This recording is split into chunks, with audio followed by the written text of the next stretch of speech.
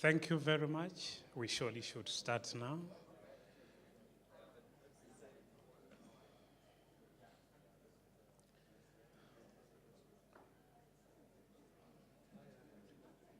Colleagues at the door, may we please take our seats? Let's please take our seats so that we can start. A few minutes behind time, but we can always make up for it. Please come inside, colleagues at the door. Let's take our seats so that we can start. Thank you very much. Good morning. My name is Carlton, and I will preside over the first part of this program this morning. The first thing would be to introduce myself, that I could still do a little bit later. In South Africa, the Minister of Basic Education, it's also the President of the National Commission for UNESCO.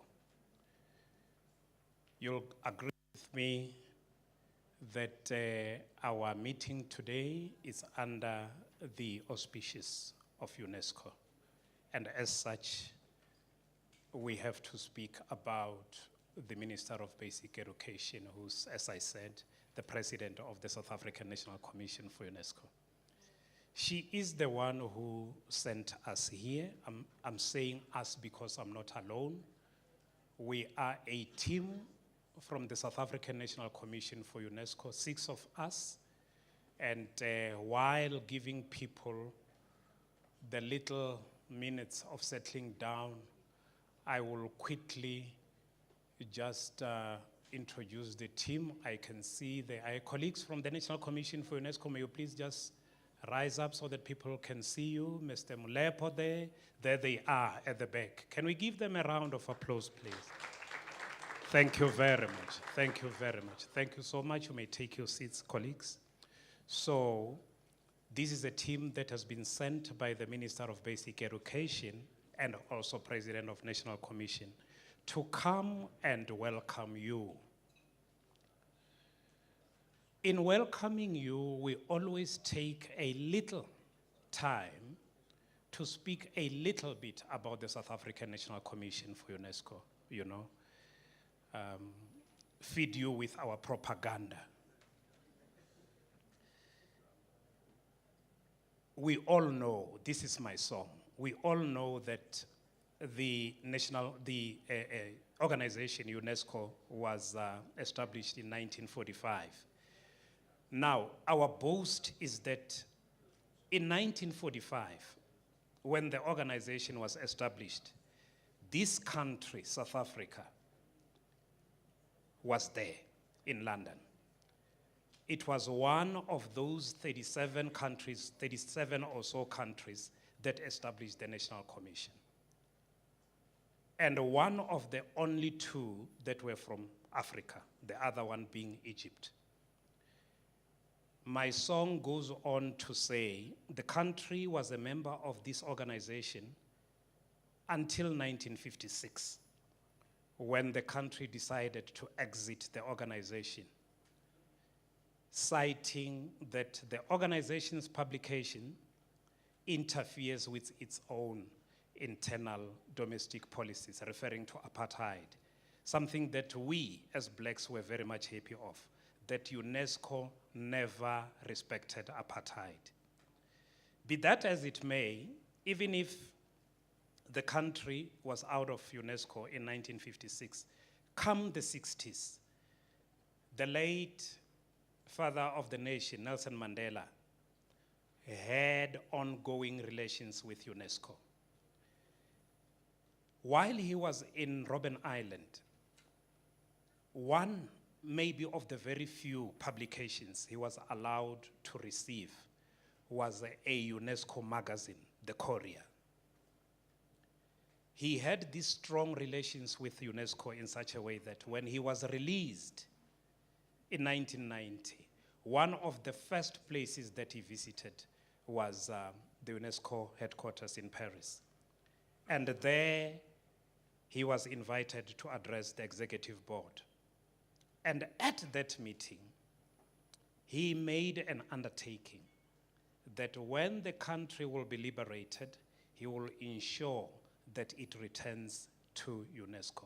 And indeed, in 1994, we had our democracy, he became president, and then he signed with UNESCO.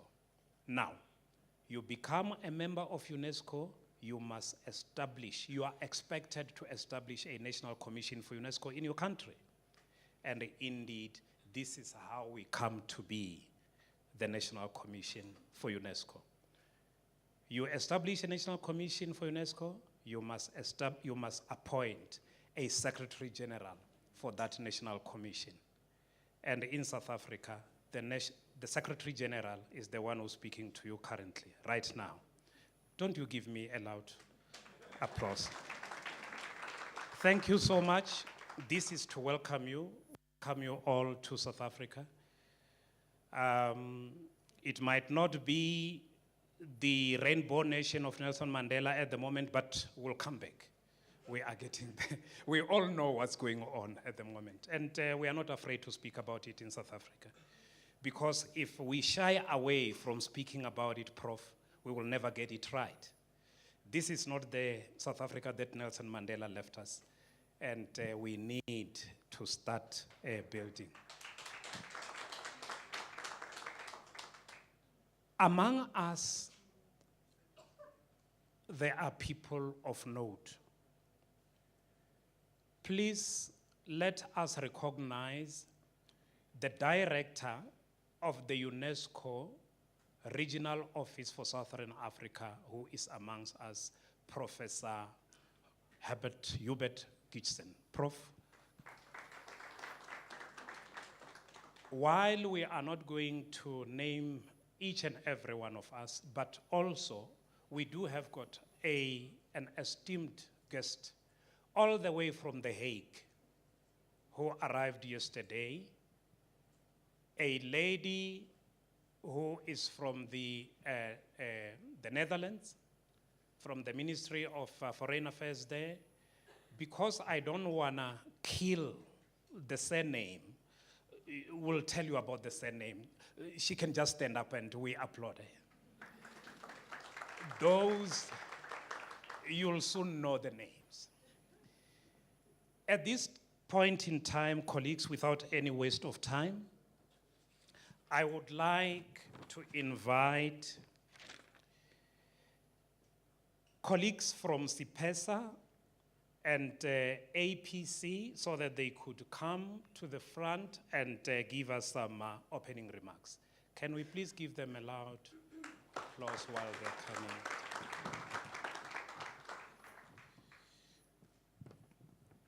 Whichever way. Thanks very much, Carlton. CIPESA, are you coming? Do you want me to stand here alone? I'll start.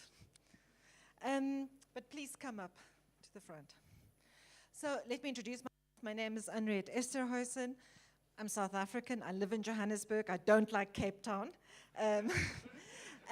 But I'm an African, I think, probably first and foremost, in the old-fashioned Pan-African sense.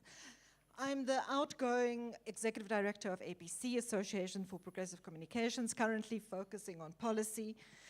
And I've had the honor and the pleasure of being at the CIPESA Forum on Internet Freedom in Africa in Kampala, and also having worked with many of you in the room on issues of internet-related human rights, internet freedom and freedom of expression on the internet being one of them. And I think there are many, Carlton, we have actually many honorables in the room, because I think anyone in Africa who has been an activist, who've stood up for the right to freedom of expression in the face of resistance, not just from government, often resistance from your own community, is an honorable, in my view. So I just want to give you a little bit of background. CIPESA has done really excellent work in creating a space where these issues can be debated and discussed through convening this event in Kampala. I think you did it 3 times. 4. Is this the 4th or the 5th? the fourth. So 3 times in Kampala.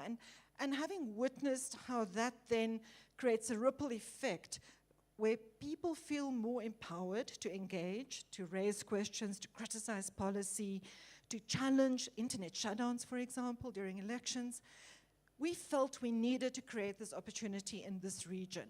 And I think Carlton has already mentioned or alluded to the challenges we have in South Africa. On the one hand, we have an excellent human rights context in terms of our history and our constitution. But it is being challenged.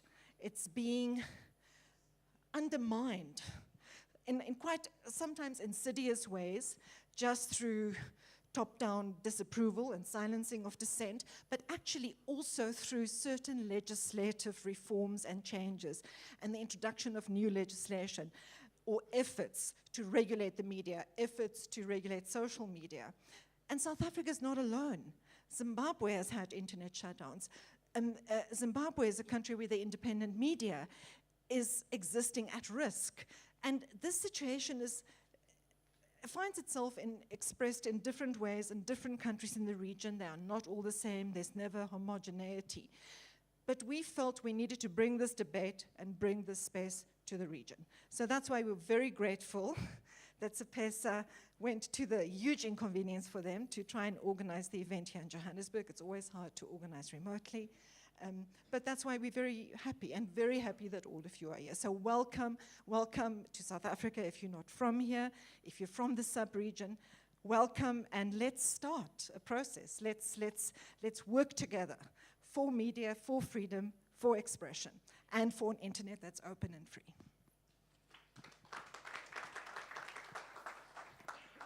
Thank you, Anuriette, for those kind words. And indeed, we are happy to be here today. And like you say, this is the 4th meeting, and it's the first for us to be hosting it in a Southern African country.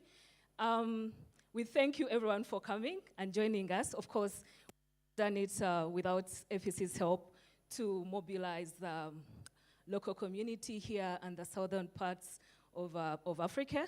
So thank you so much, and we really are grateful to that. I think we've said the forum has been held since 2014, and it aims to bring together different actors in the internet space to deliberate on issues of not just free expression, but right to information. And back when we started, we tried, if that's the word I should use, we tried to find a way in which we could make meaningful contribution to the internet freedom or digital rights debate. And the right way for us to do it was to bring access to information, the right to information. And since we started in 2014, we've held this day to coincide with also Access to Information Day. And to that, we are happy for UNESCO to partner with us, to be here with us to celebrate this day with you. We are honored to have you here today.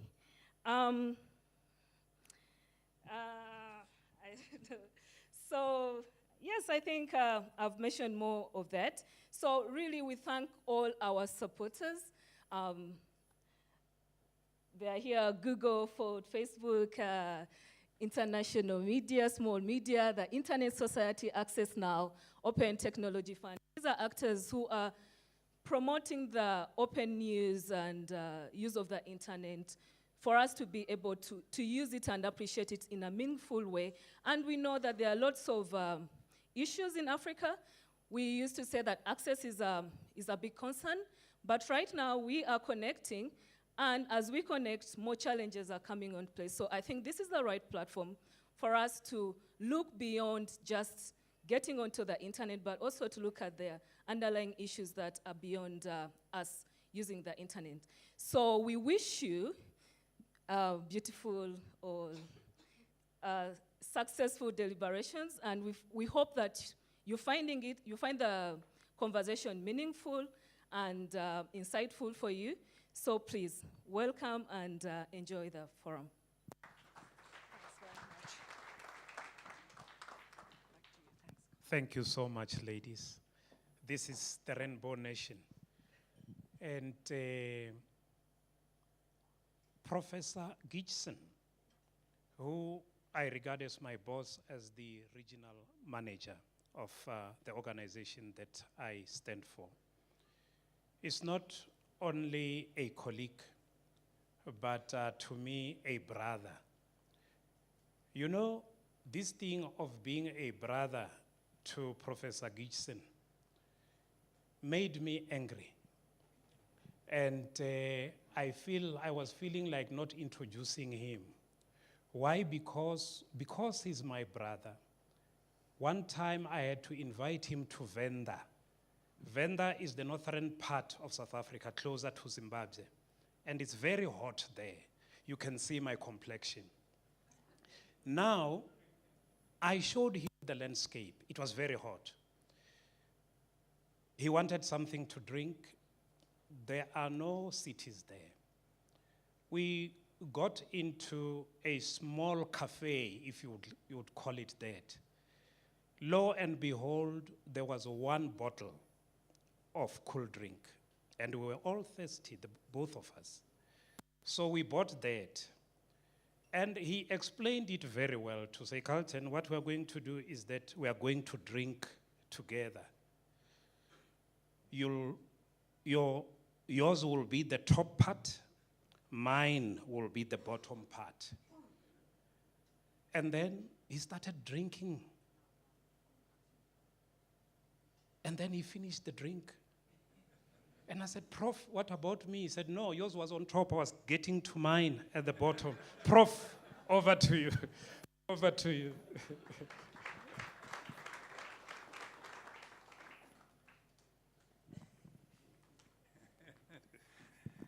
Well, good morning, everyone. And thank you, Carlton, for sharing that interesting story. I'm sure we will find time to find another bottle later. Let me start by recognizing some of the people here. First of all, the Director of Ceremonies, Mr. Carlton Mukwevo, the Secretary General of the South African National Commission for UNESCO. Then also Ms. Lisa Vermeer. She is the Senior Policy Officer from the Netherlands Ministry of Foreign Affairs, and she joins us in this meeting in the coming days. Dr. Wakabi Wairagala, the Executive Director, Collaboration on International ICT Policy for East and Southern Africa. Ms. Henriette Esterhuizen, the Director, Global Policy and Strategy, Association for Progressive Communications. Distinguished participants, media, information, and also internet experts gathered here this week. Ladies and gentlemen, a very good morning to all of you. Actually, this is an opening ceremony, but it is also another ceremony, because today we are celebrating 28th of September, as you may know, is the International Day for Universal Access of Information, or to information. And the International Day for the Universal Access to Information is an international day which was designated by the UNESCO General Conference to be held on September 28th every year. And the first one was held just last year. So this is a new international day, and I would say it is now more important than ever before. I am pleased to see that there are two major regional events staged here in Johannesburg around this theme of the International Day. Namely, the first one is the Forum on Internet Freedom in Africa, and the second is the UNESCO IPDC talks. IPDC stands for International Program for the Development of Communication. So the IPDC talks, which are organized this year under the theme Powering the Sustainable Development Goals with Public Access to Information. Now, these two events, we have decided to merge them into one integrate them to allow maximum exposure and also participation. The IPDC talks are organized with the aim to highlight and elaborate on the importance of access to information for all sustainable development efforts around the world. Now, these regional talks are being held today at the same time in 11 different countries around the world with strong social media outreach, and this is possible thanks to the generous support from the Dutch government. In our region, this event has been jointly organized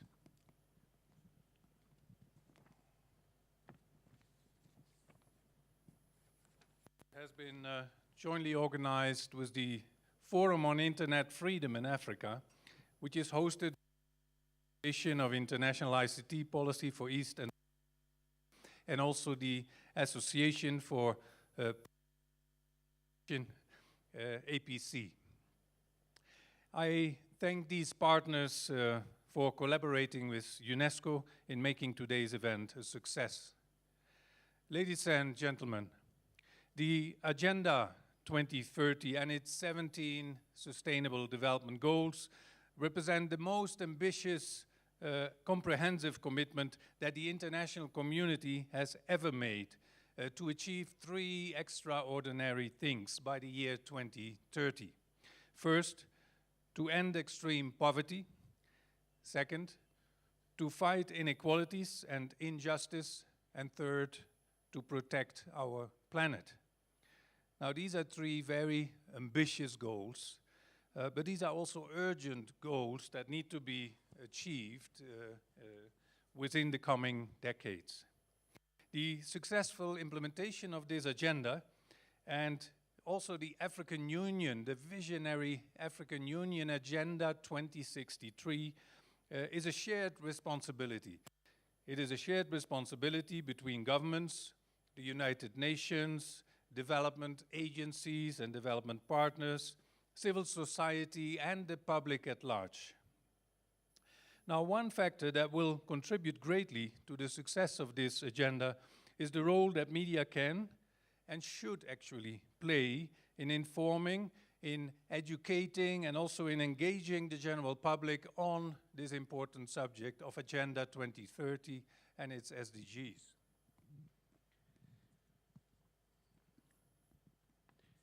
Now, I truly believe that in evolution, we forgot to add an additional arm to human beings. With 2 arms, it's hard to manage without a speaker podium. Also in receptions, in the evening we have a reception, you have a glass and you have a bite, and then you need to shake hands. How you do that? So I predict if we continue to have more receptions and more speeches, evolution will make a 3rd or a 4th arm in due time. So we just have to be patient. Now, citizens depend on offline or online media as a source of most of their information. And in order to inform and engage the public on issues of their concern, media and journalists need to help deepen the narrative through investigative reporting that readers and audiences can understand. Now, the media must also provide open fora for 2-way communication. They should also offer a podium to many stakeholders to share ideas. Now, this key role for media was already recognized during the design stage of Agenda 2030. You know, at that time, when we had these global consultations, we referred to this as the post-2015 agenda. And in August 2014, UNESCO, and as part of the global consultations, UNESCO organized the Global Media Forum in Bali. And maybe some of you were there at that time, but that meeting underscored that free and independent media and information and communications technologies must have a prominent position in the Sustainable Development Agenda. Now, for all stakeholders, and particularly also this is important for marginalized groups, to give them a voice. The forum in August 2014 ended with the adoption of the so-called Bali Roadmap. And you can look it up if you Google it, the Global Media Forum and the Bali Roadmap, then you will find the document. And this contains recommendations that emphasize a dual role for media in powering SDG implementation. And this dual role, firstly, includes the following: that media have a key role in creating better awareness and understanding by enlightening and informing the public on issues related to all the issues addressed in the SDGs, so on poverty, on inequalities, on education, on health, energy, sustainable development. And again, a challenge, I'm missing the third arm.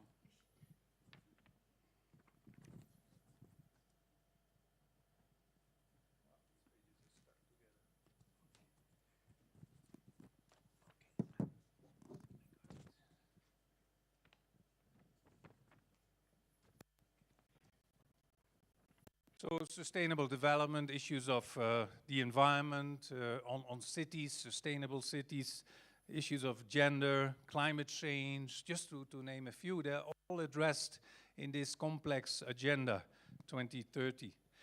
The second function that was identified in the Bali Roadmap is to highlight the critical role that independent media, as well as community media and social media, play in giving a voice to those who are often not heard, and to make it possible for all stakeholders, including the marginalized groups, to be heard and to become active citizens by having an influence on political decisions that affect their lives, but also via understanding this development agenda better and become an active participant.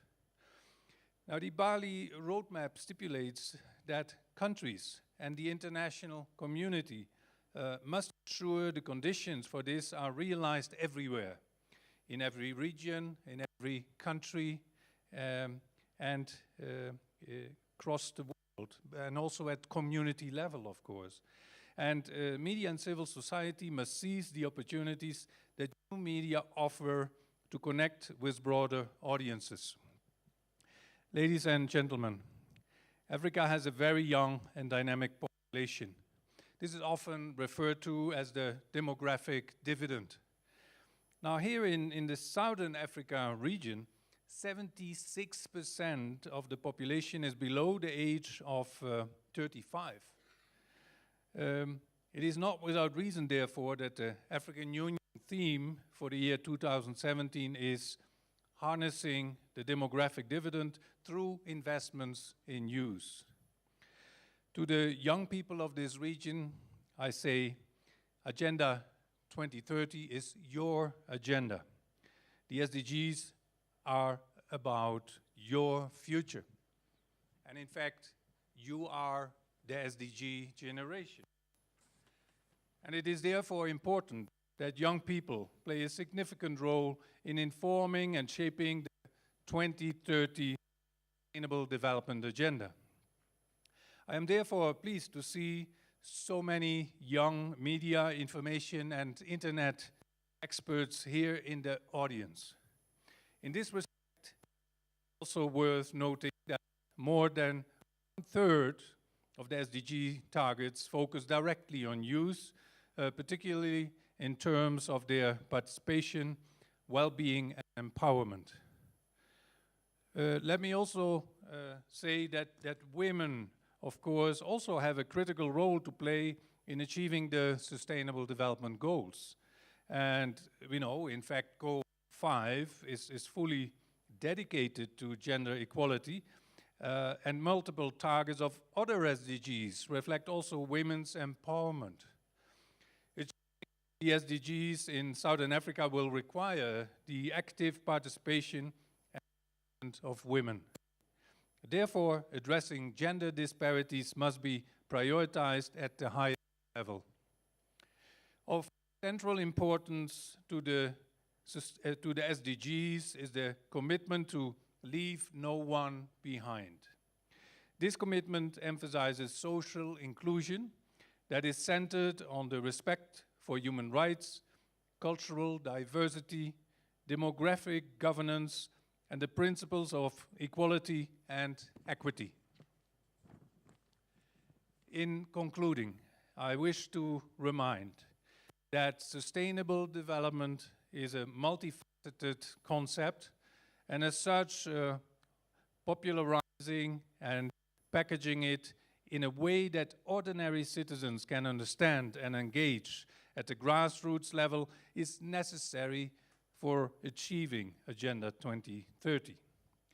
Considering the importance of engaging the media in supporting the implementation of the SDGs, UNESCO is developing a regional program and project together with SADC to drive this media role. And I invite all of you to join us in this most important initiative. It is also important to underscore that access to information depends largely on whether the media environment is free, pluralistic, and independent.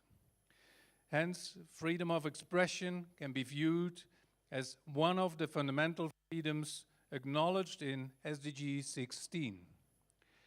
This enabling environment is essential to empower the media to play its role in strengthening civic engagement and public ownership of development processes. Therefore, it is of central importance that governments and key institutions leverage the media to support the implementation and attainment of the 2030 UN agenda, both locally, nationally, regionally, and globally. Thank you very much for your attention. Thank you, Prof. Thank you very much. Another round of applause for Professor Kitson, please. Ladies and gentlemen, at this point in time, let's welcome Ms. Lisa Vermeer from The Hague. Let's give her a round of applause as she comes to the stage. Oh, you need that. Thank you so much. Wow, what a crowd.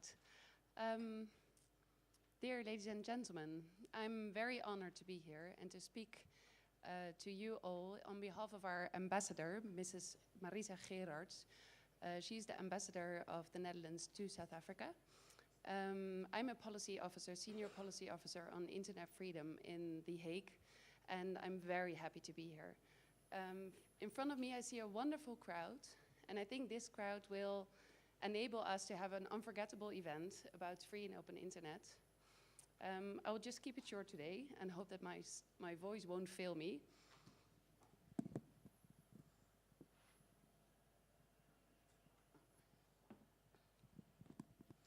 So our main goals, one of our main goals in the Netherlands is to engage with you all on our policy objectives, to engage with you all to reach a free and open internet, and to celebrate on this day for the universal access to information together. Today is the day of the IPDC talks. Professor Hubert Grijze already mentioned this. And I'm very happy to be on this spot as an enabler of this day, both in Paris and all the 10 regional events, as a representative from the Dutch government. In Paris, the headquarters of UNESCO, we have one of the distinguished speakers that is a European Member of Parliament. She's called Marietje Schaake.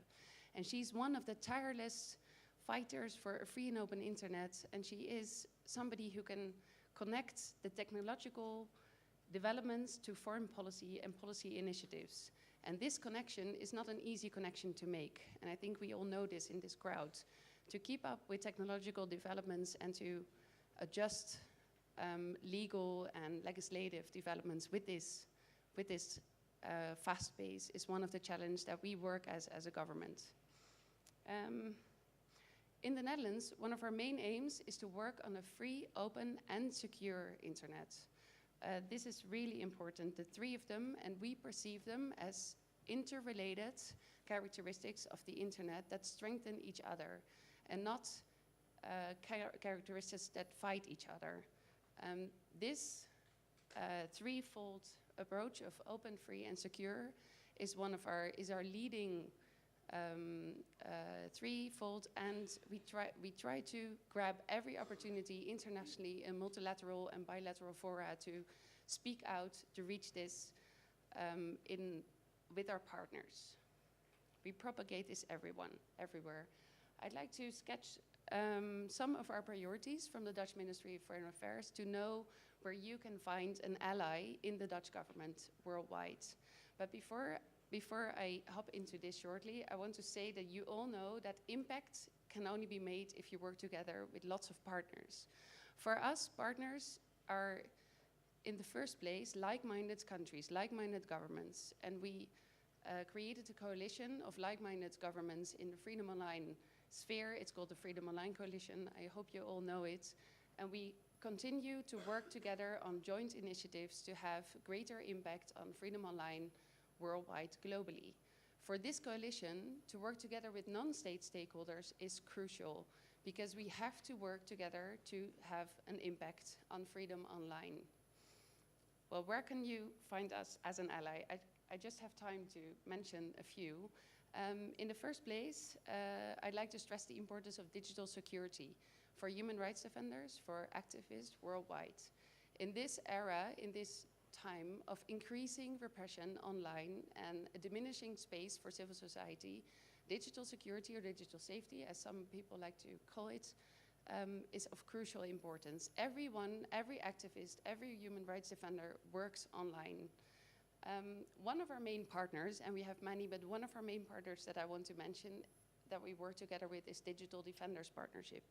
They are based at headquarters of HIVOS in The Hague, and they work to help crucial people, civil society people, when they encounter digital attacks or when they have problems on the internet.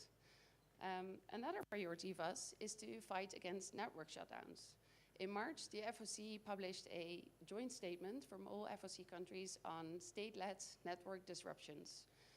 Building upon this statement, we would like to speak out louder and louder against network shutdowns globally, because this measure is taking up some people, our governments find it more and more attractive to shut down the internet, and it has such a disruptive effect on freedom of expression, on other freedoms, but even more importantly on economic and social development in societies, because societies are increasingly connected and people depend on the internet. So this is one aspect that we aim for, to speak out even more in the future, to really lower the instances of network shutdowns. Our main partner in this one, amongst others, is Access Now with our Keep It On campaign, and all the other partners that they already brought together within their Keep It On coalition. So, last but not least, I'd like to stress that our goal from the Dutch government perspective is to engage with you all as non-state stakeholders to really reach an impact online. You all know that we have to work together, especially when it concerns the internet. So I see this meeting as a wonderful opportunity to meet you all, but we have to stay connected in the future and work together for a free, open, and secure internet. Thank you all for giving me the chance for this talk. Thank you so much. Thank you so much, Lisa. Thank you very, very much. Ladies and gentlemen, at this point in time, we're going to call upon our keynote speaker, Ms. Rebecca. And I might even indicate that at the end of the keynote address, my colleague and brother, Mr. Ezekiel Dlamini, will come and assist in presiding over the last item, the overview of FIFA 2017. Ms. Rebecca, your time, please. Let's give her a round of applause as she comes up.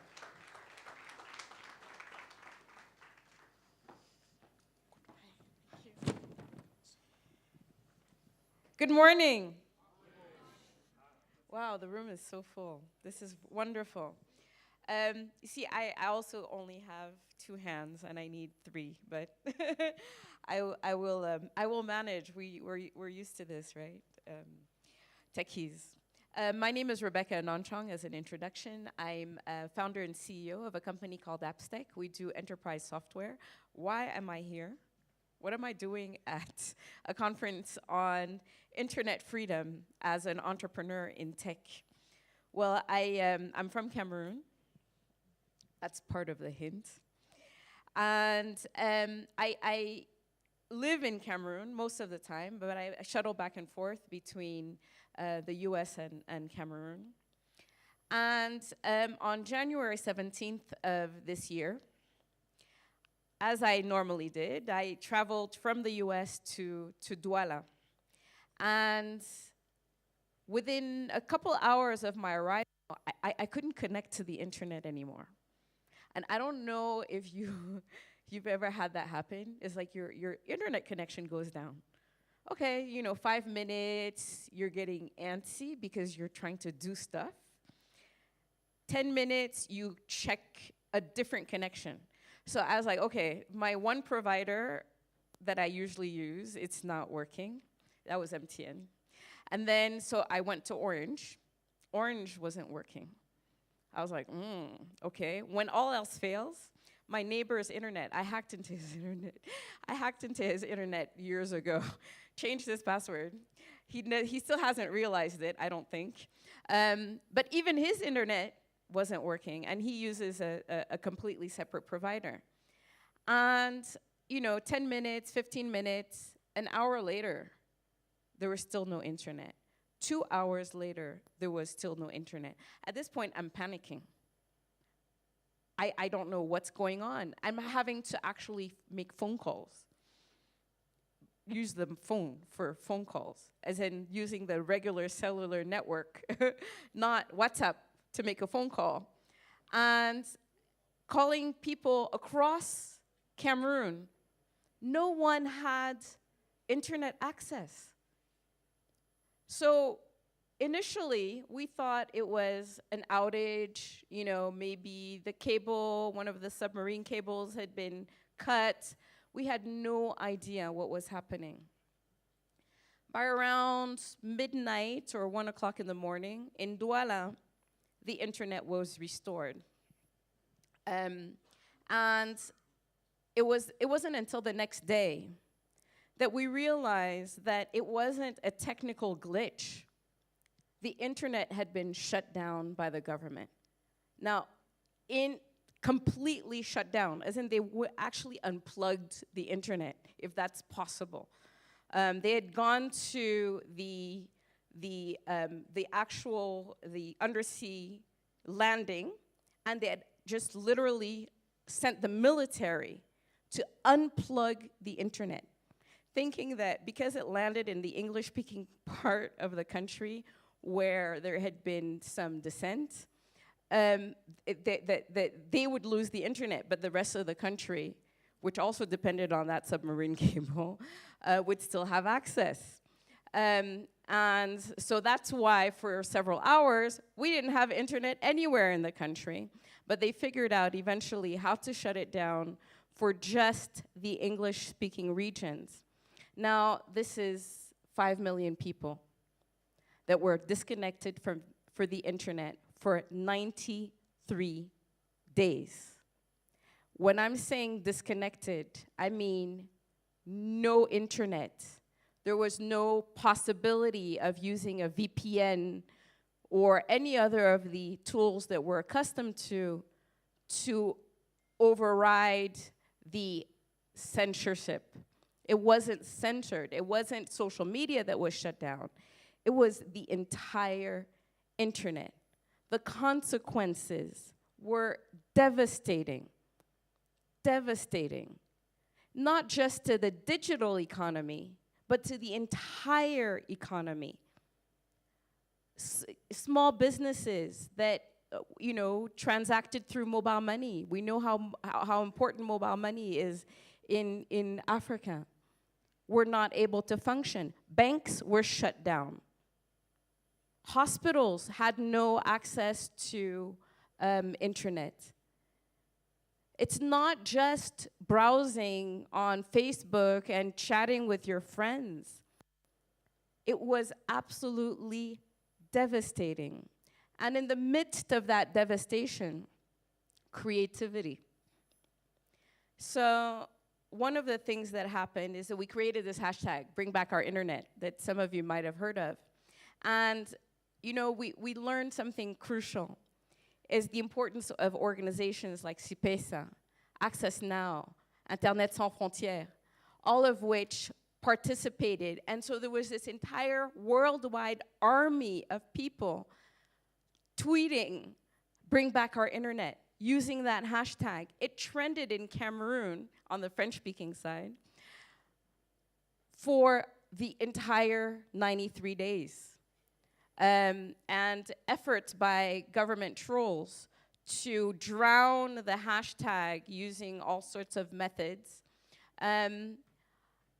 were unsuccessful. So that is just a testament to the worldwide campaign. People who are lovers of freedom across the world said, no, we're not going to let it happen. And Ed Snowden said it so well. He said, if we let it happen there, it will happen here. And so, you know, really important to see the collaboration between various organizations to bring to light some of these shutdowns.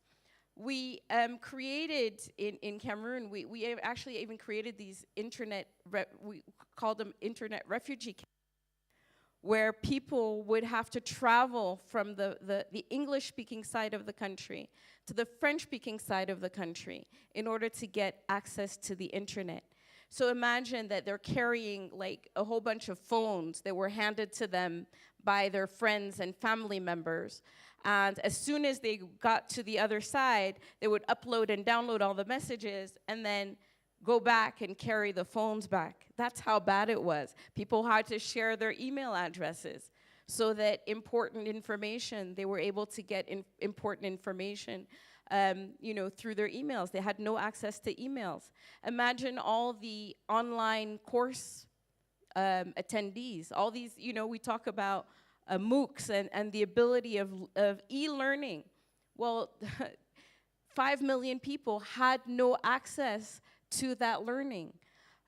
So, you know, it was really absolutely devastating. But again, you know, the creativity and the innovation that came through.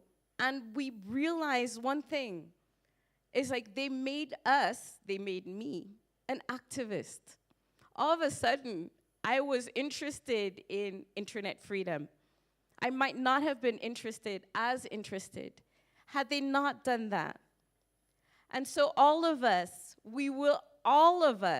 can now tell the world, make sure to keep it on. We know where it came from. Are we going to let them shut it down? They will have to keep it on. And so we're getting persistent rumors in these few days that Cameroon intends to shut down the internet again, to quell protests once more. And I think that if we learned a lesson from the Bring Back Our Internet campaign, it's that we need to get the message not to the Cameroon government. It's not the government officials. They don't care. They don't listen. It's like the people who have the mindset to shut down an internet aren't going to hear a message of Bring Back Our Internet. They don't even get Twitter. They're not on Twitter. So, but what we realize is that by informing other organizations like the United Nations, like the World Bank, other governments, like the Dutch government, those are the ones that will eventually put pressure. And so my message to all of those who are going through what we went through, is get the message out to the people your government will listen to, not necessarily your government. And remember that we are all in it together. We are with you. We are with you. And these internet, these internet outages aren't just, it's not just the freedom of expression that's been limited. The economic impact is devastating as well. There's a report CIPESA is putting out about an estimate since 2015, over $286 million of estimated losses as a result of internet outages. And when people are talking about austerity measures, imagine the impact of that. How many lives would be saved with that additional revenue? The impact on the GDP is tremendous. Also the impact on innovation, because you can't take digital freedom in a vacuum. It's part of an entire ecosystem. The internet for us entrepreneurs, digital entrepreneurs, and we're trying to create jobs and create wealth and build the development, contribute to the development of our countries. That's our oxygen. Internet is what allows us to live.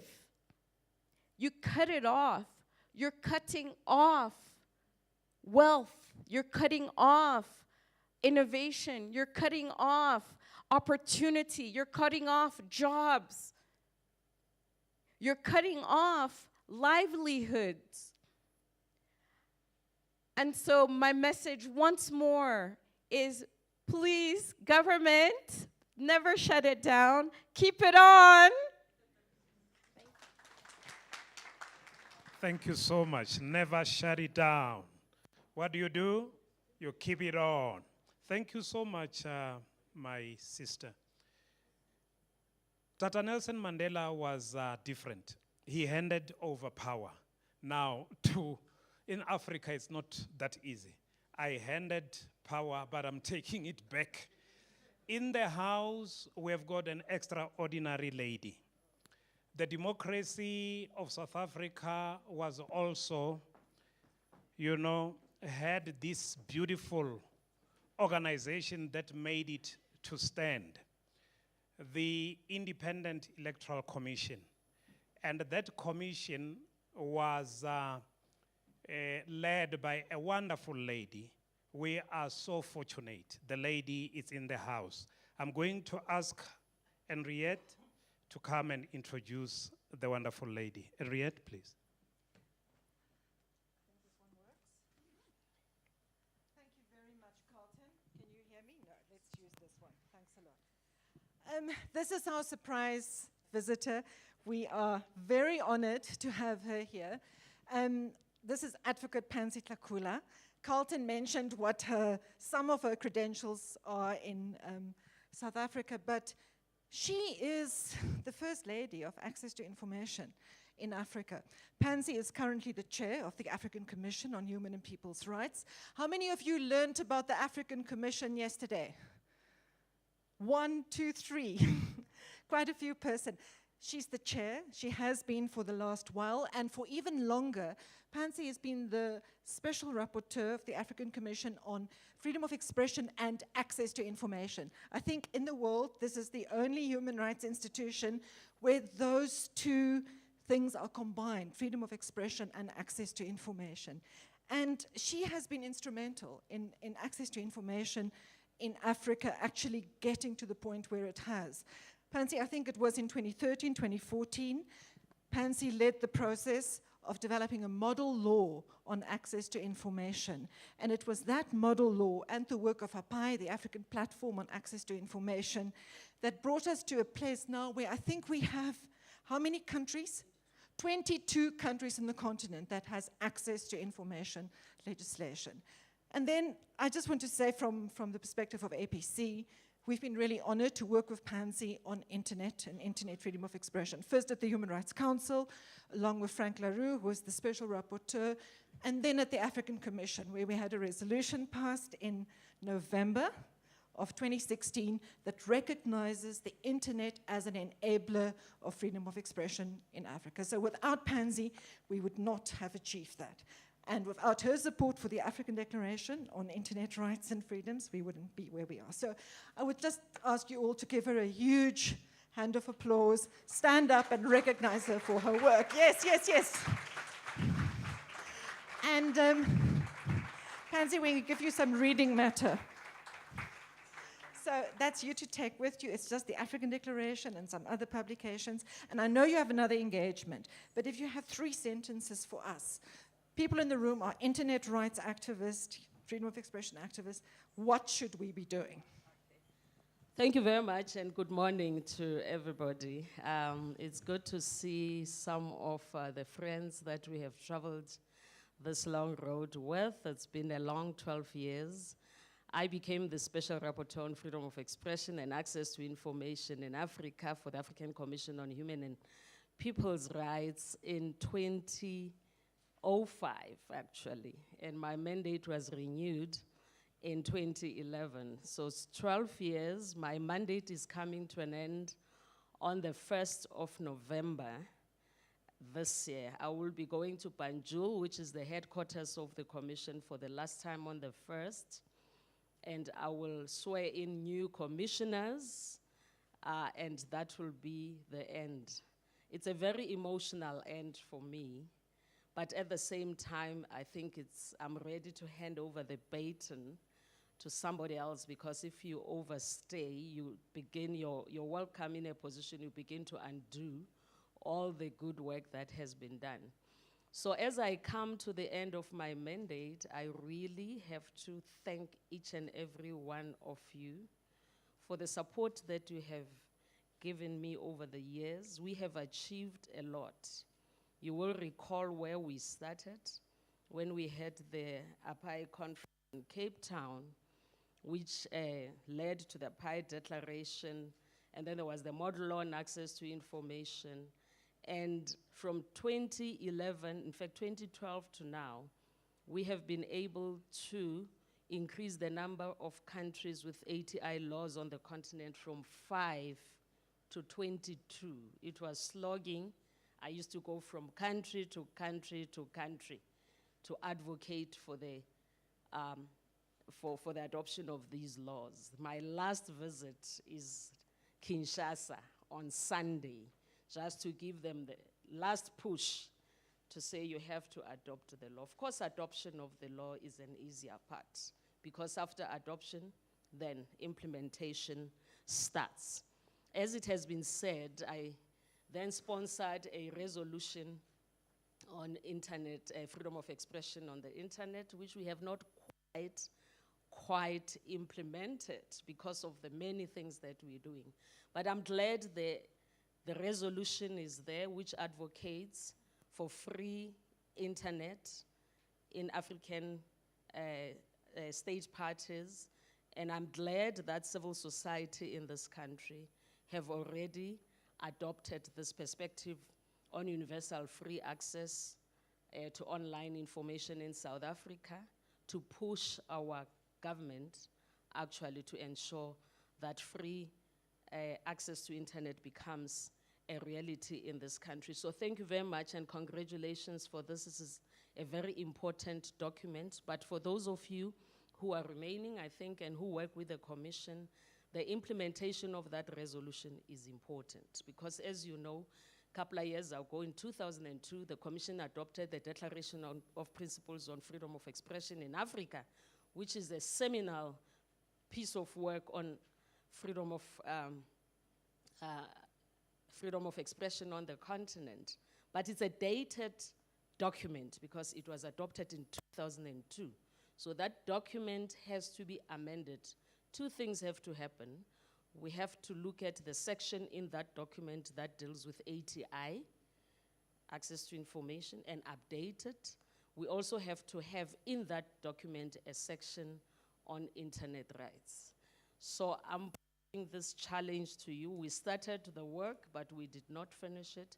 A new special rapporteur is going to be elected by the Commission on the 1st of November. You'll know who the new special rapporteur is going to be. And I implore you to please work with him or her to amend the Declaration of Principles on Freedom of Expression to include ATI and principles on internet and freedom of expression. Today, it's a very important day, International Day for Universal Access to Information. I'm going to another function for the commemoration of that day. But I think in this country we are lucky because the day comes just a day after that historic decision yesterday on proactive disclosure of party funding, private party funding by political parties. And I think that is a decision to be celebrated, but as we celebrate that, I think we need to look at properly the bill that is before the South African Parliament on that, those of you who are South Africans, which is also dealing with proactive disclosure of party funding, and look at whether the best way is to proceed with that bill or to amend the act in South Africa, PAIA, to amend it so that it can include proactive disclosure of party funding, private party funding. For our part as the Commission, you would know, the last project that I did was to draft guidelines on access to information and elections in Africa, which is the first in the world. No one has done that, to say what information must be proactively disclosed by who in an electoral process. And the guidelines have a very strong section on proactive disclosure. Parties. It goes far beyond just disclosure of private funding because it deals also with issues of incumbency and what information should be disclosed in relation to the resources of the state that are used during an election purpose. So I'm here to bid you farewell, to say it's been a pleasure to work with some of you, but the struggle continues for openness, democracy, and the right to know. Thank you. Thanks very much, Pansy.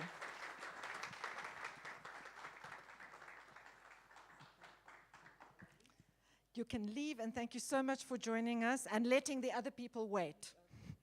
Thank you so much. Thank you. No, it's okay. It's okay. Thanks a lot. Yes, thank you very much. It is, I think, a good point to actually remind ourselves that yes, today is about access to information, the right of access to information. And it has already been mentioned that we've got two events organized jointly here. We have the forum, FIFA, or FIFA Africa, in case you'll mistake that for the football body.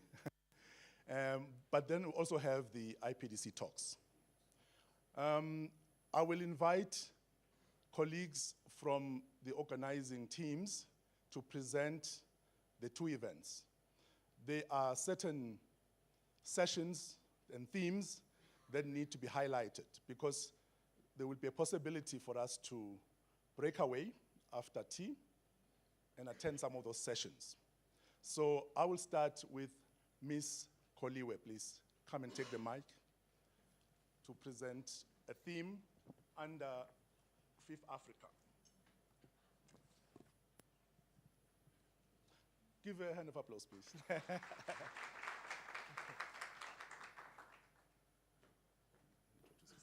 Wow, thank you. I thought I was going to have the pleasure of people sitting next to me so I'd feel better. I hate standing alone.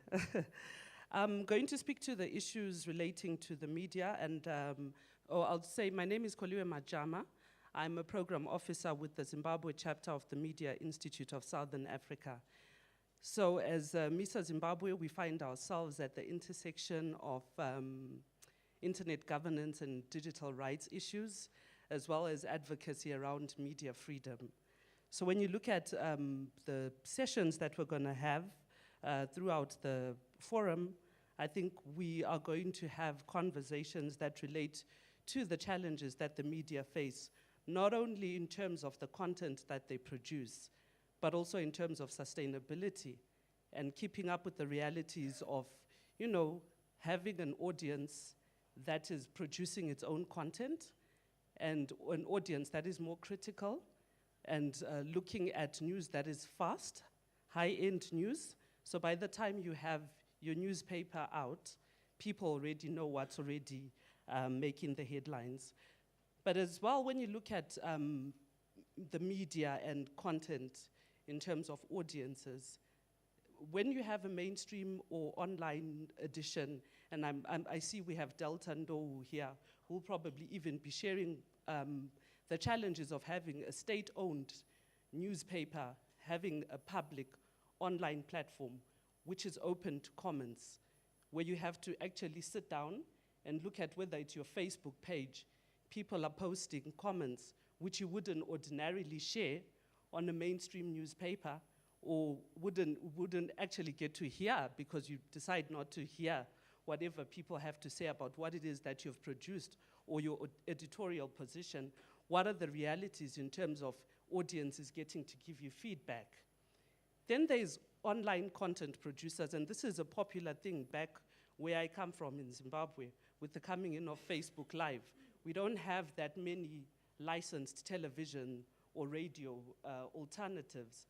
So now you have people producing their own content online, and sometimes unwittingly producing content that would affect political parties. So if you follow Zimbabwean online content, you would have seen that there is a platform called Bus Stop TV that went to cover a political rally by ZANU-PF and asked questions that actually exposed ZANU-PF in terms of the extent to which people who are followers of that political party actually do understand the political ideology. But so the next time these people post these comments, there is such huge following, huge conversation about what this political party stands for. Do they actually know what it is that people expect from them? Then the next thing, the same content producers go to another rally and get their accreditation cards confiscated. What am I trying to communicate? Do the online content producers understand what it is they're producing? Do they also realize the impact of the content that they're producing, and how does it complement what we say or look at as the mainstream content that is being censored or guided by an editorial policy? Then for me back, and this is obviously based on the fact that I've been working in media lobby and advocacy for over 10, 12 years now, what are the issues and realities of a free media environment today? And do we expect governments that have never opened up for a free and open media space, allowed for access to information, allowed for free expression, whether it's in the form of art, whether it's in the form of music, whether it's production, film? Do we expect that a government that's never been open or allowed for a free and independent, pluralistic media, even in terms of licensing, can actually tolerate online free expression? And then, of course, the big issues around fake news. What is fake news? Who determines what is fake news? Someone once said to me, you can't say that there's a fire without seeing the smoke. So the fire has to start from somewhere. So to what extent do people, and I think this was also interesting because at some point I looked at the lineup, and I was looking at the trends in terms of conversations that we have on fake news. And we have really big fake news websites who have never actually had the guts to come and sit up here and tell us whether they actually think that what they're producing is fake news, and who validates their platforms, the number of followers that are there on fake news platforms versus mainstream news platforms. And so before I sit down, also because I'm going to have a conversation on sex and sexuality, I would also want to speak to the issues of free expression relating to more than free speech, but also to self-expression, sexual expression in different forms. And there's been a huge movement around the criminalization of revenge porn, or just distributing intimate images without consent. And I think what I found very interesting in a session in Zimbabwe last month that was moderated by the APC around the feminist principles on the internet is debates that women are beginning to have now on whether or not privacy actually exists online.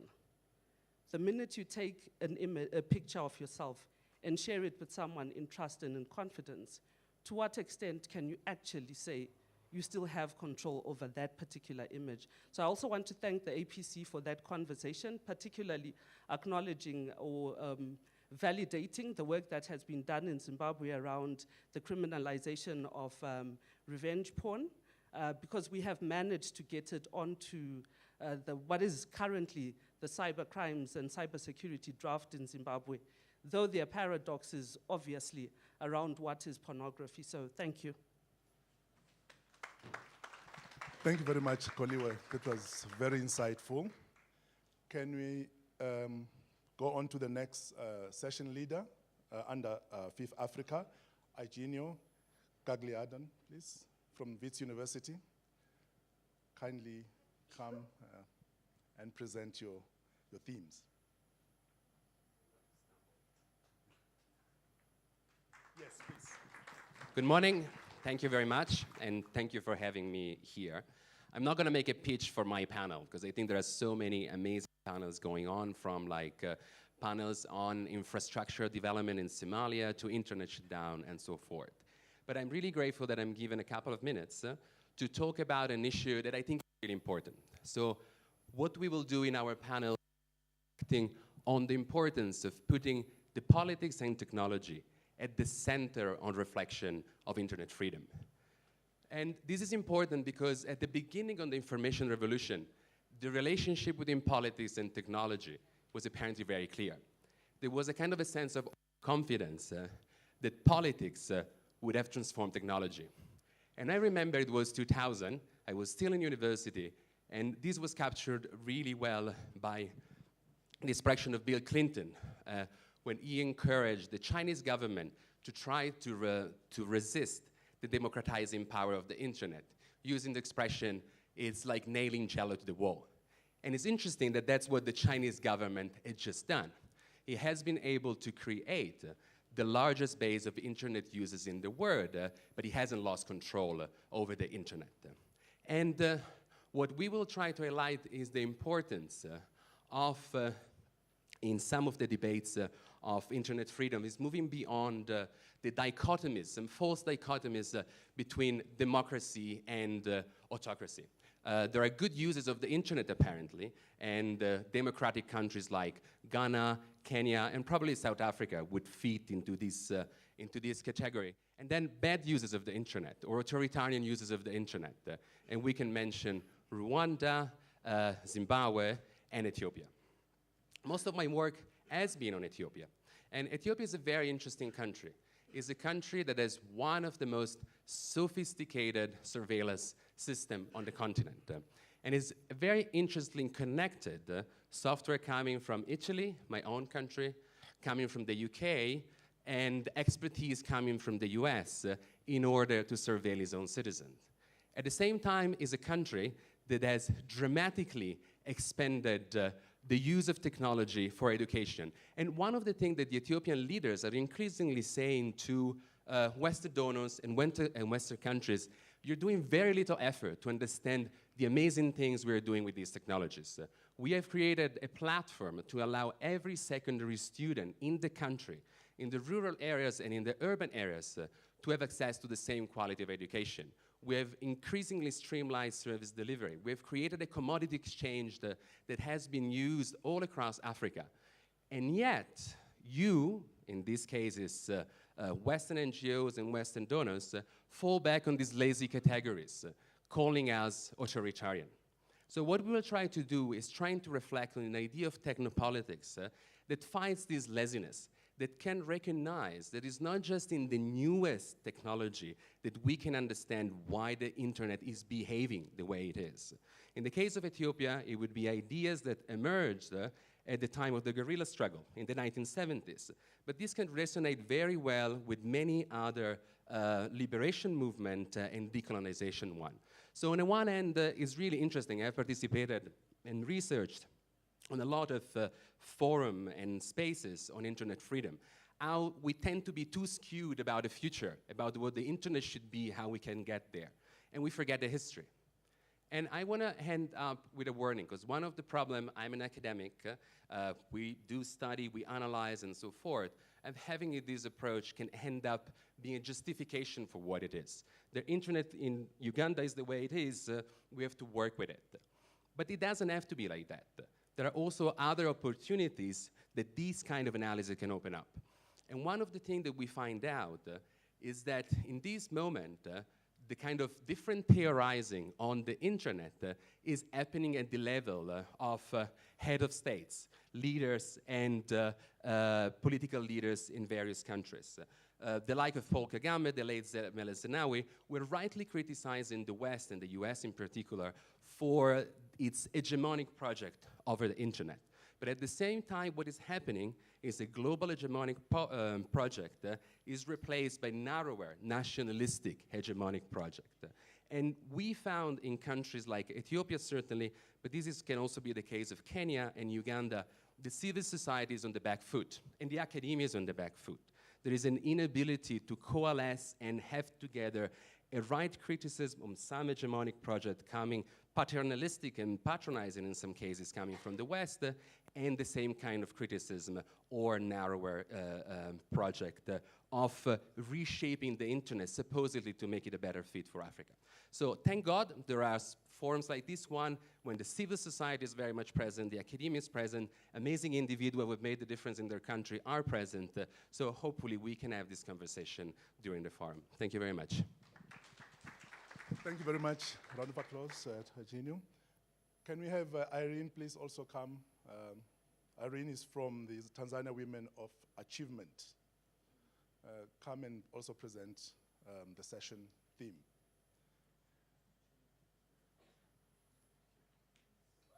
Round of applause, please. Thank you. Good morning. What a great honor to be here. I am from Tanzania. Is there anybody from Tanzania here? Oh, yeah, there. Great. It feels like home. Well, I work for an organization that I founded in 2009 called Tanzania Women of Achievement, among other things that I do. For me, internet freedom in Africa means a lot. And for women and girls to have access to internet and to use the internet, there has to be something in there that keeps them there, that provides a space for them to access empowerment tools and, build on empowering them to prosper. So in 2009, I started a mentoring platform in my country, a physical mentoring program, where we worked with girls who in upcountry in regional Tanzania to give them the tools that they needed to prosper. And many years later, with the growth of internet and the growth of technology, we looked at how we can scale this mentoring platform to have girls across Africa access empowerment tools. This year, we launched a mentoring platform called Twaa, which is Swahili for acquire. And we launched a mentoring platform because we thought that, yes, there's a lot of girls who are accessing the internet and are using the internet, but what are they getting out of the internet? From my country, a lot of the girls on the internet are accessing social media. They're on Instagram, they're on Facebook, they're posting pictures, they're networking and connecting, but how is that helping them improve their lives? So for me and my organization, we looked at how we can create content that is user-friendly, that is empowering, and that will change the way girls interact with the internet. So our mentoring platform has learning content in 5 themes: innovation, technology, business development, personal development, health, and fashion and beauty. And we curate content that is geared, how do you say, is focused on how Africa is evolving, pretty much. And it also has a platform for women to mentor girls. And we also, how we looked at it is, women mentors, you know, everybody can mentor anybody, right? So the way we engage in Facebook and in Instagram and in all these other platforms to keep up with what we are doing, if we do the same and share knowledge and best practice and change a girl's life, that will be quite useful. So our platform has a mentoring, a mentoring tool. It has a learning content. We also have an in-app counseling feature where we looked at how the way the African culture is set.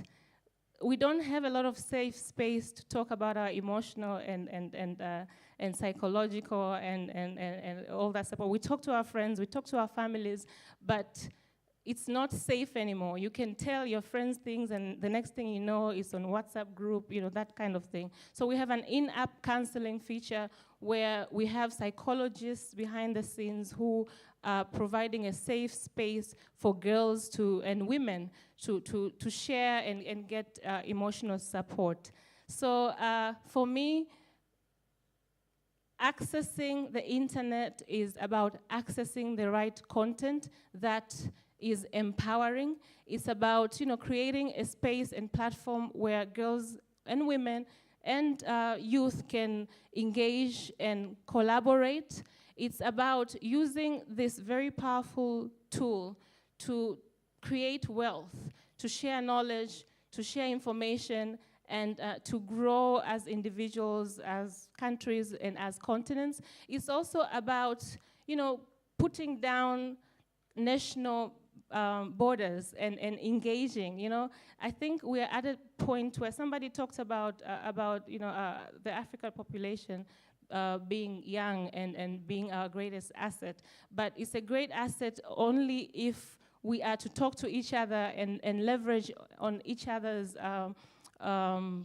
and collaborate and put our national borders down and work, you know, Ghana to talk to Tanzania, South Africa to talk to Kenya, and form collaborations, you know, that translate into wealth creation. So I'm very happy that these conversations are ongoing. I think the challenge to all of us is, you know, how do we change social norms on first of all, how people view and act and interact on the internet?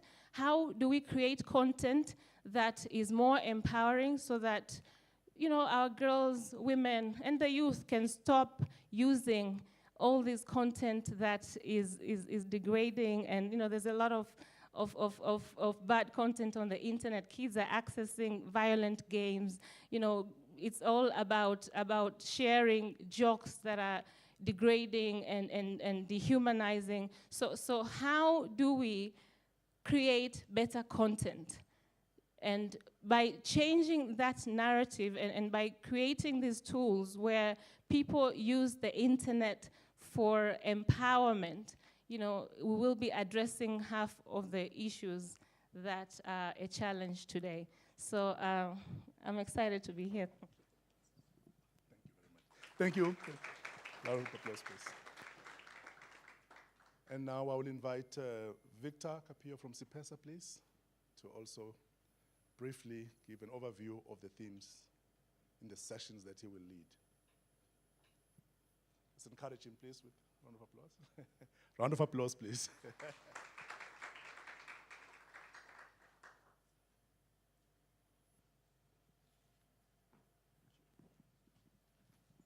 Good morning. Or should I say, hamjambo? Yes, that one. I can see East Africans were in the building. So, I'd just like to speak briefly about the theme of internet freedom and the report that we are going to be launching on Friday. First, I think it's important to say, for me, internet, and growing up back in the day, internet meant freedom.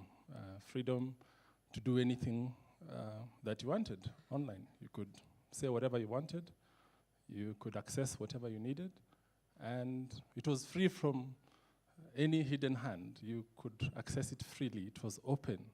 The only thing we were battling was just the speed that it took for buffering, but we still managed to access the content. But today, increasingly, there's a lot of controls on the internet.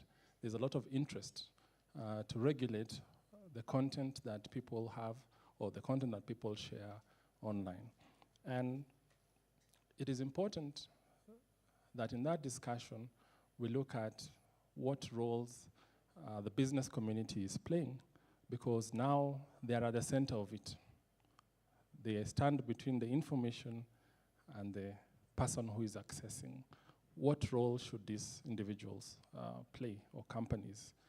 Rebecca, who was here, was asking, why should an entrepreneur be in an internet freedom meeting? And I think that is important because entrepreneurs and the business community play an important role in safeguarding internet freedom. They also play certain roles in violating internet freedom. They're the ones who manufacture these technologies. They're the ones who impose or help governments impose some of these restrictions.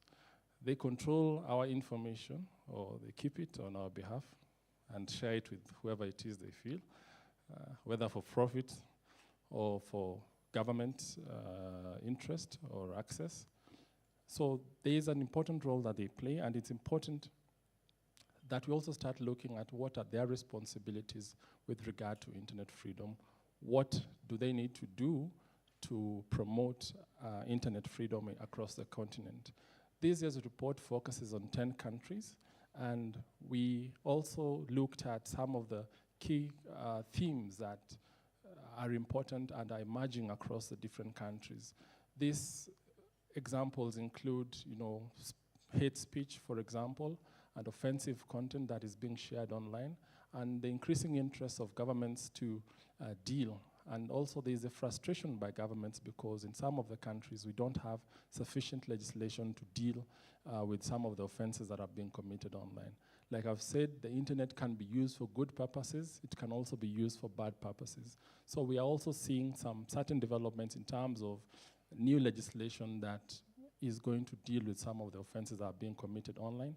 But at the same time, we are seeing legislation, or either old existing legislation or new legislation being introduced to clamp down on certain forms of speech that some governments do not feel comfortable with, in particular, for example, relating to insults against government officials and so on.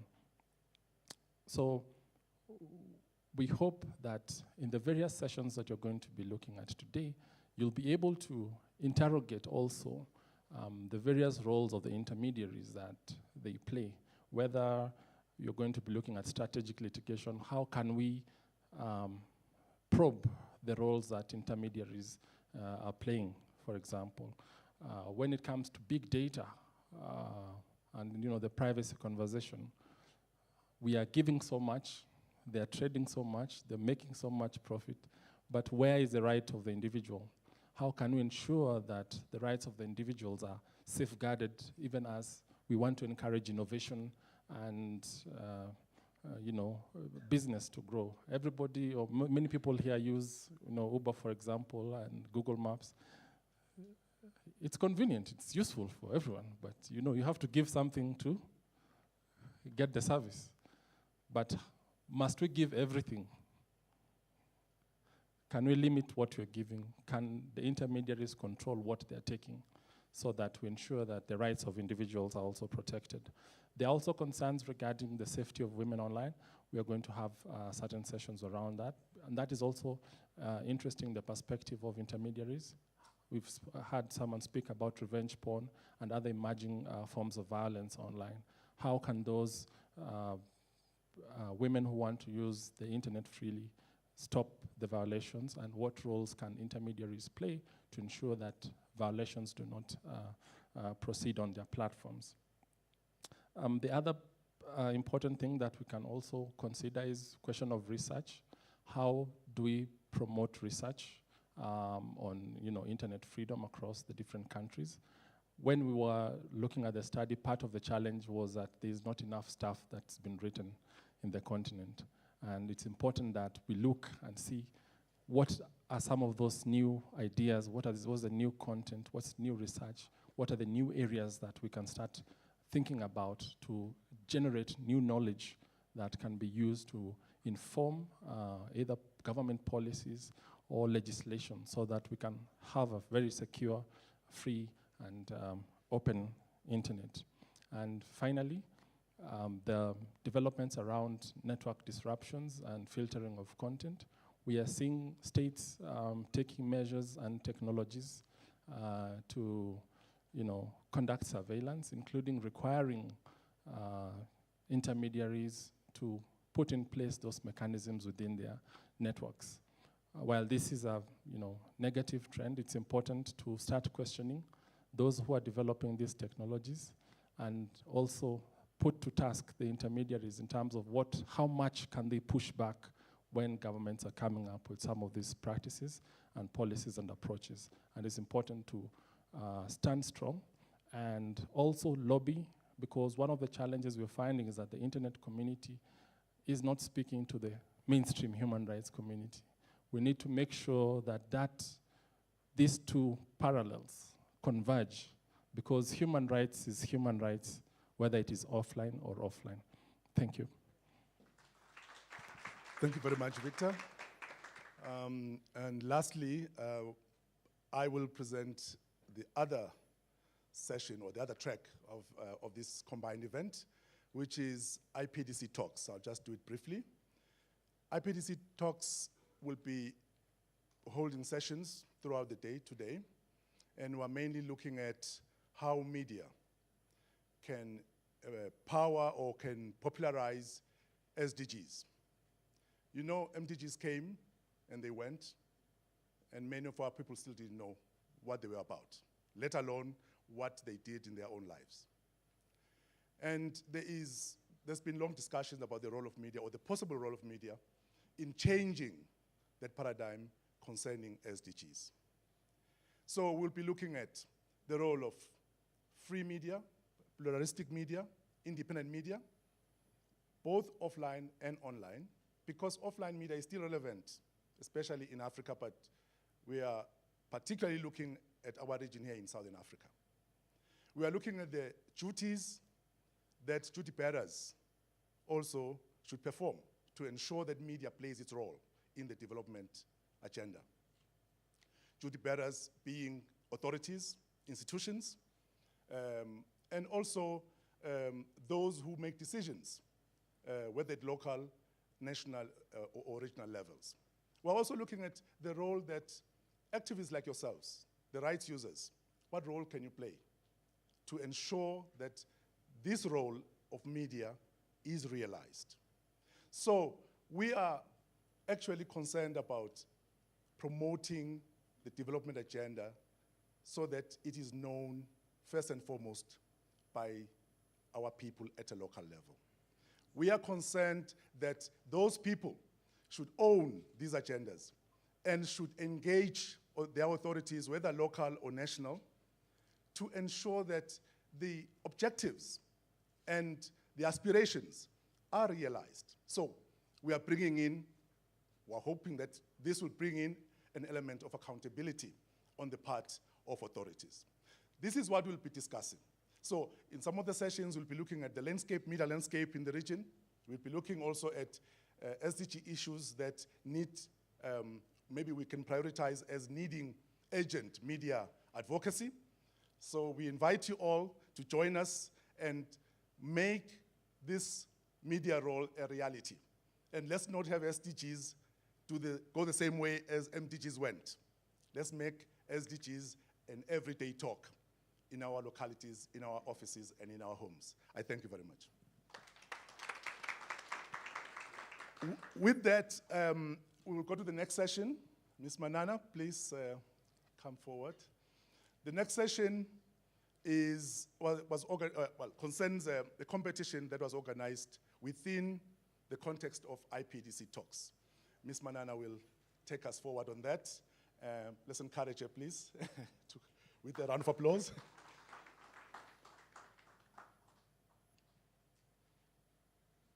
Thank you. Thank you, Ezekiel. Good morning. It's a bit quiet when it's something you say, but I'm sure if I went online and said #good morning, I'll have a couple of likes. Can I do that? Good morning. Okay, my name is Manana Munaringwa Stone. I have been asked by UNESCO to come and assist to present on the program, to present the competition that has been running, to make sure that we don't only talk about online media and talk about what things that the internet can do about us, but actually demonstrate what people are doing outside in their work, in their studies, to show us how they actually use the internet, to make sure that all the things we advocate for are indeed being used to achieve and change people's lives. So the purpose of this session is mainly to recognize the contribution of young people in publicizing the 2030 UN Development Agenda, that they had to then respond using different mediums like posters, images, and infographics.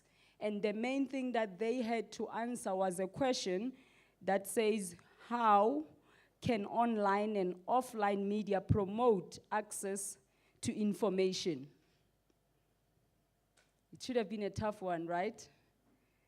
That you have to interpret and answer this question to say, how can online and offline media promote public access to information and civic engagement on sustainable development goals?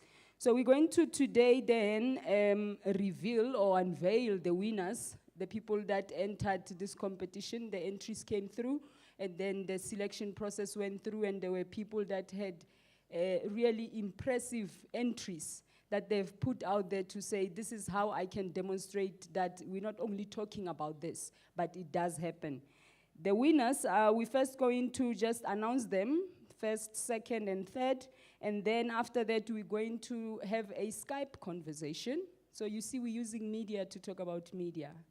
We're going to then have a Skype presentation where these winners are going to talk to us and tell us what is it that they have done, how did they interpret the answer that they're giving to this question. And then I'm told we are lucky enough to have the first place winner present with us. So we're going to have number 3, number 2 on Skype, and then we're going to have number 1 to come and talk to us live here in the session. So after the selection process went through, the first place went to Lolanye Simukoko from Zambia. I'm sure we all know him. If you don't know him, you will later see him when he comes and makes the presentation. I did a bit of research on him using the internet, and I found out a little bit about him. He's a poet, I'm told, so you can just imagine what he presented. He's a creative, and he has a very popular name. He's called Lo Sims. So maybe I should find one for myself, because everybody keeps reminding me that my name sounds like a sentence. Manana Munaringwa Stone. So I need to find a short one like Lo Sims, you know? Something that could sound very trendy and usable on things like Twitter to make sure it can fit all the characters in there. So the first place winner is Mr. Lolanye Simukoko from Zambia.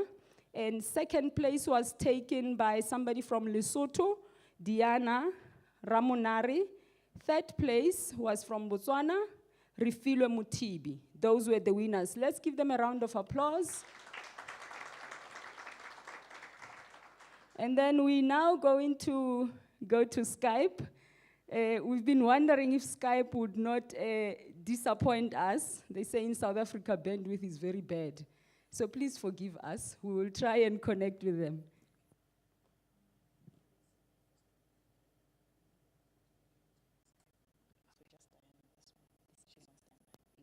Oh, South Africa. There goes the bandwidth. Maybe we should have another hashtag, right? Earlier in the year, we had hashtag data must fall. So now maybe we must have something around the bandwidth to make sure that it's there. I've just been informed that instead of having 2 winners on Skype, we're now going to have 1. We seem to have a problem connecting to the other winner in Botswana. So we will just then focus to Diana Ramonare from Lesotho. Diana, hashtag bandwidth must, help me. What's gonna be the hashtag about the bandwidth? Bandwidth must increase. Okay, let's start tweeting on it because we are experiencing it, right? Internet is all about things that we experience. You're in a taxi, you see somebody being robbed or being beaten up, you then just start filming that and put it up there. So maybe we should start also as we're tweeting on our hashtags to then start saying, let's kickstart the South Africa bandwidth must increase. We're gonna try again to see if we can get Diana from Lesotho. She is going to just briefly take us through her entry, present to us what is it that she had entered and what was her interpretation of the answer to the question that was asked, which is how can online and offline media promote access to information and civic engagements on sustainable development goals? Technical, are we there? Okay, Diana, I'm told they can see Diana on the small screen. They're just trying to put him on the big screen so that we can all be able to engage and see the person that we are talking to. But just briefly, talking about the Sustainable Development Goals. As earlier said, Hezekiel was referring to the MDGs and how those, we didn't really see the impact in people's lives or change what we wanted to change as the goals. So now with the sustainable development, one of the things that this competition is trying to do, we all know young people are the majority in most of our countries in terms of population. So this is trying to then say, with young people as sort of the drivers of development or the largest number of people in our population, how do we then make sure that as they inherit development goals, how do they then interpret it? So we make sure that young people are the ones there. Aha, she's there. Diana, are you well? I think you and I should just exclude all of them and speak Sesotho, right? She didn't hear me. Diana, are you well? We can all see her, right? We're just trying to connect to the sound. How are you? I'm good, and how are you? I'm okay. I was just saying earlier that you and I should then just convert to speak Sesotho and make sure nobody else can hear us. We should exclude them on this International Day to access information. What do you think? Okay. She's agreeing that we should all just include all of you. Lepetsemme? Ke hantle mme. Re leboela hore ha o kgonne hore o tle o tlo kopana le rona tsatsing la kajeko ho tla bua ka dintho tseo di etsang. Come on guys, we agreed. I spoke to her, you all heard her. She said yes, we should exclude you. Okay. For interpretation, we're just doing the greetings. I was just asking her how she's doing and just welcoming her into this discussion. Diana, what we're going to do today, we are very happy for you that you are one of the winners that have made through the competition that was going on, that you are a second place winner. So congratulations on that. Thank you so much.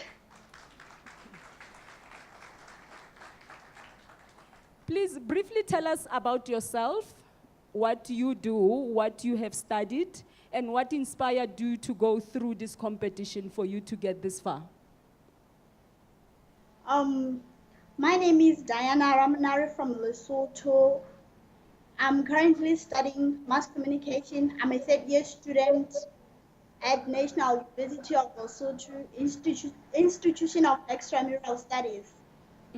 What inspired me to write about that topic is that most people take media, don't really know that media plays a vital role in our lives.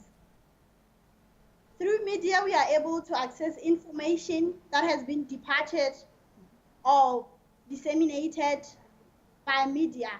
And that brings us where people are able to participate or take part on things that are happening in their countries. And also, through media, we can fight poverty. Because through media, if, for instance, on a radio talk show, somebody calls in and explains how she's suffering in life, people can come and donate money so that that person can be well fed and life could go on. Okay, tell us about your entry. When you saw the competition and the question that was asked to say how can media, how can offline and online media promote public access to information and civic engagements on SDGs? What did you then do and became ultimately your entry? What was your submission like? I beg your pardon? Something is distracting. Okay, what was your submission when you entered the competition? What did you submit? Impact on media. My article was on impact on media, how media plays a major role. Yes. And just tell us briefly, what did you say in the article? We just want to get an understanding what are the issues that you raised that made the judges feel that your entry was the best? The first point was participation, where I stated that through media, people are able to participate. And also the second one was fighting poverty that I've already talked about. And the other one was rule of law, where media is able to make an awareness to people, maybe about rape or these people who are adopting girls. Okay, and in Lesotho, do you find that people use the internet or other forms of media to make sure that they're able to access information?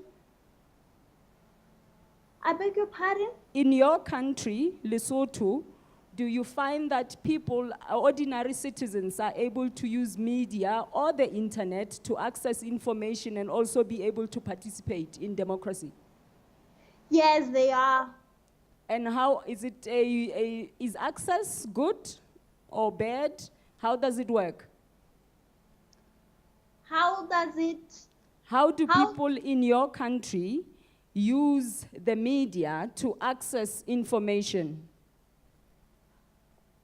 How they use media to access they listen to radios, through electronic media or print media or internet as well.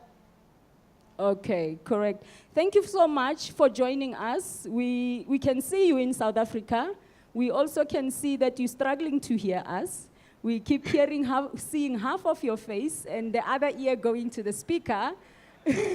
So we're all having fun looking at you, but thank you so much for sharing with us today your entry and what you wrote about to make sure that you are able to be one of those best submissions that are recognized today in this competition. Thank you so much. Thank you. Let's give her a round of applause. Hashtag IPDC Talks Africa. Those are the challenges in Africa. I'm sure if we Skyped to Britain or anywhere, they would have, those headphones that have a bit of a microphone, like your telemarketers.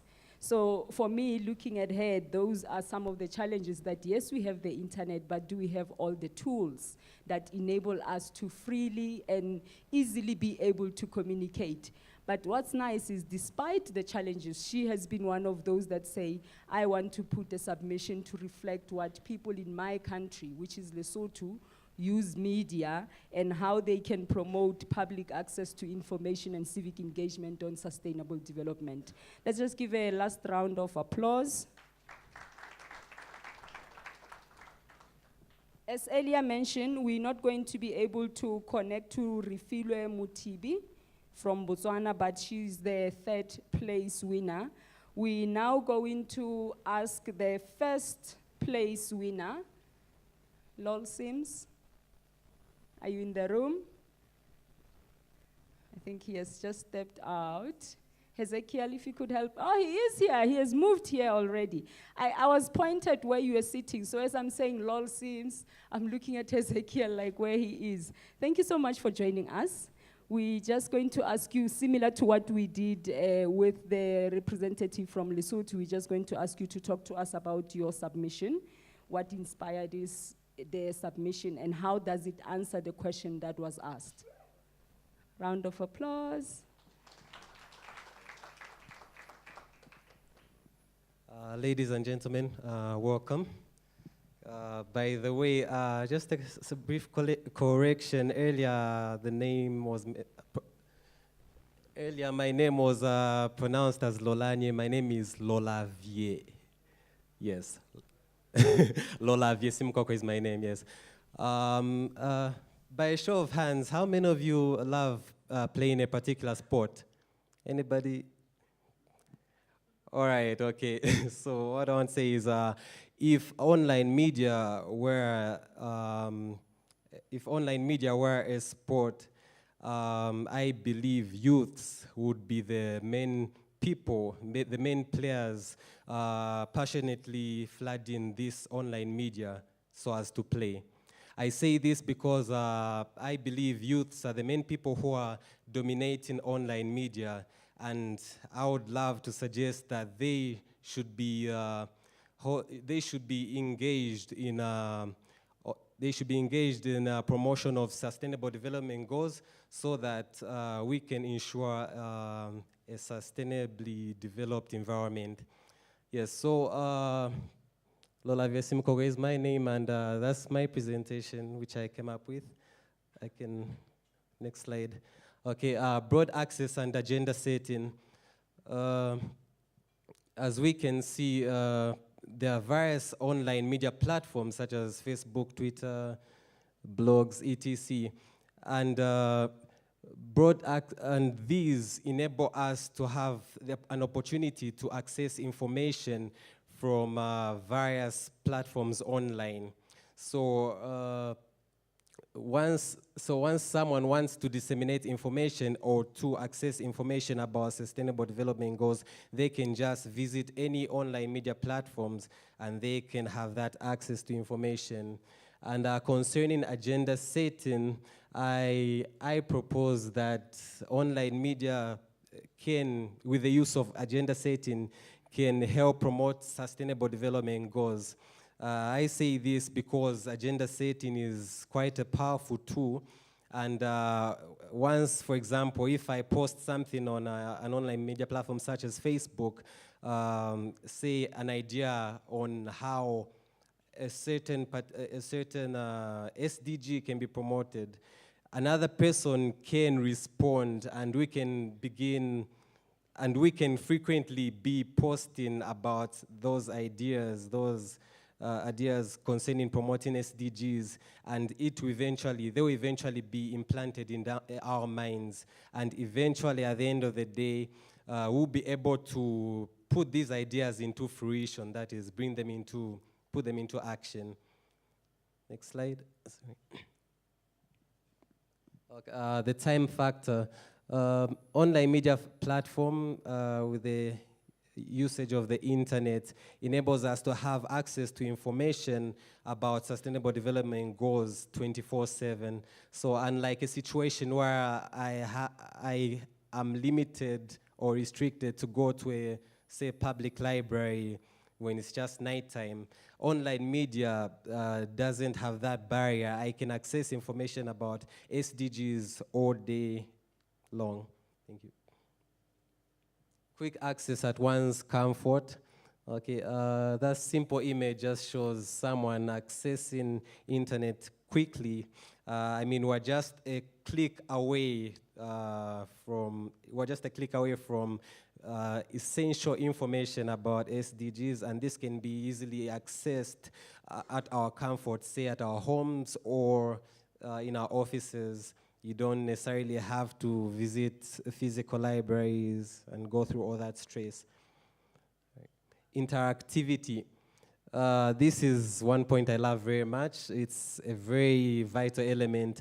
Online media gives us the opportunity to interact. We're able to disseminate information, access information about SDGs, and also receive feedback from people who are able to share views about SDGs and how they can be promoted. So online media platforms provide this advantage, and it can be harnessed.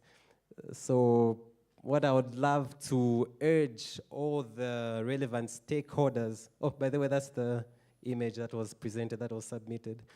Yeah, so I would love to urge all the relevant stakeholders to make sure they engage us, we the youths, because I believe we are the driving force to promoting sustainable development goals.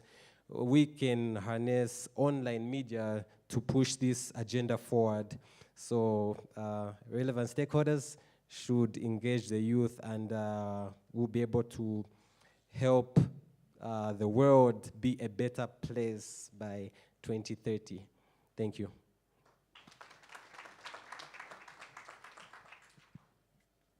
Thank you so much.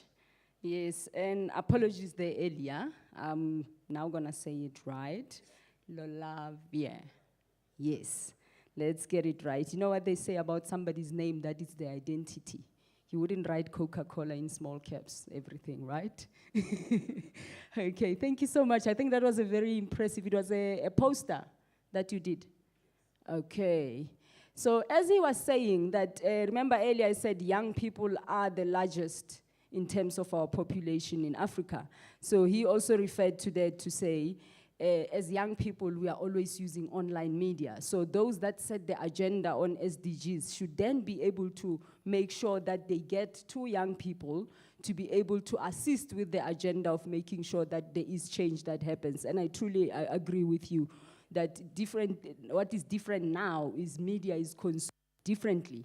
Unlike before, we would do, we do a poster, we'd put it by the library, by the store, but now you just have to click, and you find the people that are then able to respond to the messages. You spoke about interactivity, that it happens now. You put the message now, you get the likes right now. It doesn't wait for tomorrow.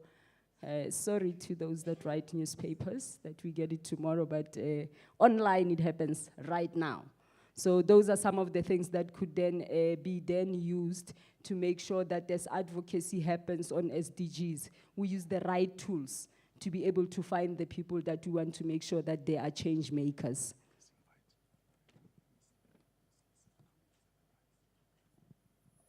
We're now going to, thank you so much. Okay, we'll allow that. He's just asked if we could just add a few more things that he wanted to discuss on the presentation, and just briefly what we said now. And as we do that, I'm going to ask Ms. Lisa, the Senior Policy Officer from the Netherlands Ministry of Foreign Affairs, to come through together with Professor Herbert Gizen from the UNESCO Regional who is the Regional Director for UNESCO in Southern Africa. Those are the people who are going to present your prize and tell us what